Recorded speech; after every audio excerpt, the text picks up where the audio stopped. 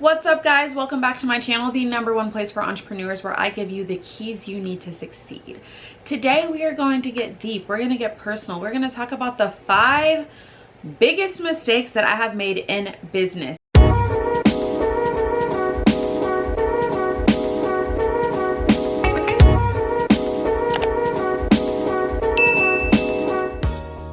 Okay, I've been a business owner for 10 years now, and I have gone through ups and downs. I have made so many mistakes and so many great decisions at the same time, but we're going to go through some of the biggest mistakes that I made, so hopefully you don't make the same decisions. All right, so stay tuned to find out what my biggest mistakes were. But first, we are going to read our little word of the day. It says, it doesn't matter how slowly you go as long as you don't stop. And that is 100% true, especially as a business owner. Okay, I like to think about this thing: you don't necessarily fail, you just quit. A lot of people don't fail things. A lot of the times people are not told to stop things, they quit and then they tell themselves they're failing, but in actuality you didn't fail, you just quit before you could succeed. So remember that as you go on your business ventures. All right, let's get into it. The #1 thing is underestimating cost. All right, a dance studio is very costly to open. I'm sure there are 20 million businesses that are more expensive to open, that have machinery, that have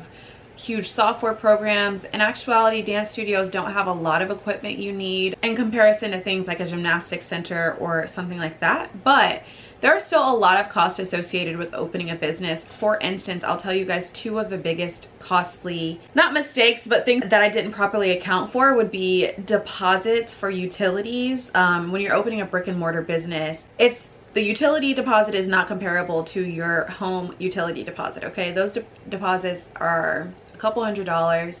My utility deposit for my current space that I'm in, I think, was $1,800. Okay, that's just the deposit. That didn't even count towards the bill. And I mean, the bills are something else, but that is something I did not account for when I was calculating those initial costs to open, let me tell you. But obviously I got it done, we got the power on, but that was a big shocker for me. Another cost that I did not expect, and this was so funny, as a business owner, when you pay your employees, you have to pay a portion of their taxes. And I didn't account for that as I'm calculating and budgeting and accounting for what I have to pay people. I went to go run payroll and I'm like, wait, what do you mean? What is this extra fee? This extra $1,000? Like, what is this? I had to call my mom's friend, who is my friend, but like my business consultant almost, and ask her, what is this? What are these taxes? And she's like, yeah, you know that when people pay their taxes, so when you get a paycheck from your employer and it takes out a portion for taxes, that's only half of it. Your employer is paying the other half. So imagine paying the other half of taxes for like 10 people. It's a lot. So that was something that I definitely didn't account for either. So there's so many underlying costs when you first open a business that you may not think about. So underestimating cost is definitely one of the things that I would say was crazy. Didn't account for it at all. All right, #2 would be neglecting marketing. A lot of the times when you first open a business, you push your marketing. You push it. You want to make sure everyone knows about your business.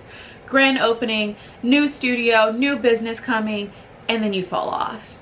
Guess what? Those customers have to hear about your business repeatedly to become customers. A lot of the times people don't even acknowledge something until they've heard it multiple times. So it is your job to consistently market. I know for me, I don't think that you have to tell someone something more than once. This is another mistake that I've made, but I don't always think you have to tell someone something more than one time. I assume you tell them, they know, they do what they want with that information. No, that's not true. The best lesson that I ever heard from someone was, an announcement is not a launch, okay? Telling someone about your business is not marketing. You have to have strategies. You have to repeatedly tell someone. You have to have a whole entire plan in place to get someone to not only know your business, but to know, like, and trust your business and want to invest money with you. So I would say neglecting marketing was definitely something that I wish that I hadn't learned the hard way to just not do, but you have to constantly be putting money into marketing. You should actually allocate a percentage of your revenue to marketing and always be marketing. There are always new customers. In my case, there are always new children or children who are able to dance now. But in any business you have, you should constantly be marketing. So that was my number 2 mistake. Number 3, not firing people fast enough. Oh my goodness. This is a huge mistake that I made. Me personally, I'd be wanting to give people 100 chances. Like, I'm like, oh, let's see the good in them. They have good intentions. No, everyone does not have the same intentions that you have, okay?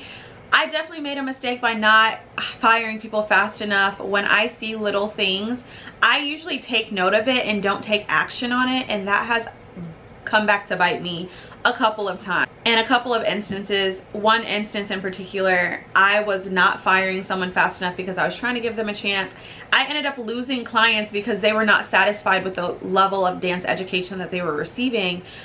And in my mind, I said, I know I should have fired them. I already knew that, but they're just such a good person and they're trying. No, at the end of the day, you have to do what's best for your business. Sometimes that means firing fast, okay? Hire slow, fire fast. That's some of the best advice that I've ever received. Number 4, not having secure contracts, okay? A lot of the times people want to find their contracts on Google. I had contracts from a dance studio, kind of like you buy the bulk of their templates. I had those and it came back to bite me a couple times. So one would be your contracts with your staff. So you definitely need strong staff contracts that outline and protect them, but you as well, so that they know when they're getting paid, what they're doing. And then something that I didn't have was I did not have strong staff contracts that outlined choreography rights. And I had an issue with that, and I actually had to get an attorney to help me with that in a situation because it wasn't in my original contract. Because I'm thinking, I paid you to teach, you taught, you're still working here. But the moment that people are not happy with you, all hell can break loose, okay? You do not want to underestimate the wrath that somebody has when they're not happy with you, and they can take away and look for every little thing that you didn't pay them for, even if it was an underlying thing. Another thing would be contracts for my clients. So I have lost thousands of dollars by not having secure contracts, and people leave and they try to say, oh, we're not paying you because of this. Everyone wants to pay you when they're happy. When they're not happy, that's the first thing that they want to say. They don't want to pay you. And unfortunately, people don't realize how big of an impact it can have, especially on a small business owner.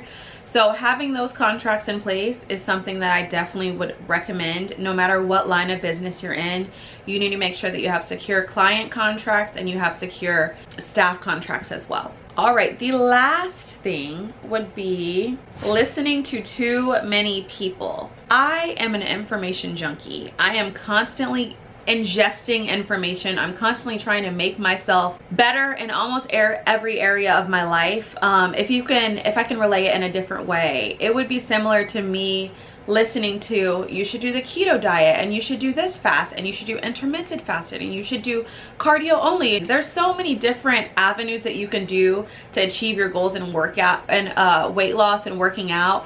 But that can apply to business too. So in business, there are so many people who have different ideas of how to market a business, how to make a business successful, and a lot of them work. Just like in weight loss or in working out, a lot of those ideas work too. But the problem is when you start listening to too many things and trying to implement too many things, none of them are going to work, okay? Listening to too many people in your business can really cost you. In my opinion, you really need to invest in a business coach, a solid business coach, and develop a plan that is strategic and catered to your needs so that you know what direction you're going in and what steps you need to take to get there.